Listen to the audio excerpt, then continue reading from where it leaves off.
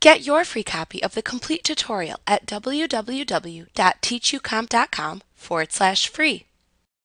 After creating the vendor records to indicate the agencies for whom you are collecting sales taxes, you then create the actual sales tax rates within the QuickBooks item list. You can open the item list by selecting Lists, Item List from the menu bar. Within the item list window, you must create a separate sales tax item for each sales tax that you must report, not necessarily for each sales tax you collect. This is because in states that collect both the state and county sales tax, some states want you to report state sales tax and county sales tax as separate items, while other states want you to report them as one item. To create a sales tax item within the item list, click the Item button in the lower left corner of the item list window and then select the New command from the pop-up menu that appears to open the new item window. In the new item window, select Sales Tax Item from the Type drop-down at the top of the window. Then click into the sales tax name field and enter the name for the sales tax. Enter a description of the sales tax into the description field as well.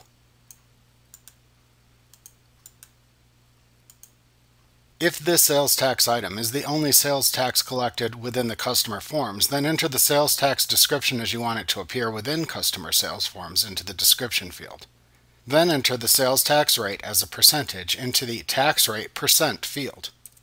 Use the Tax Agency Vendor that you collect for drop-down to select the name of the vendor to whom you submit the payments of this sales tax after it has been collected.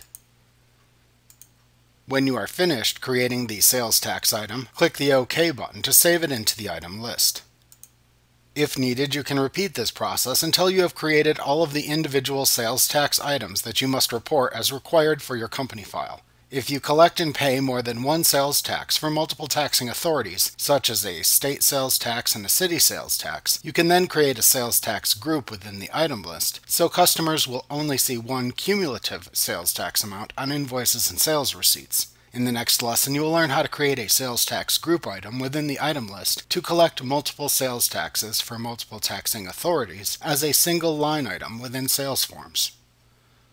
Like what you see? Pick up your free copy of the complete tutorial at www.teachucomp.com/free.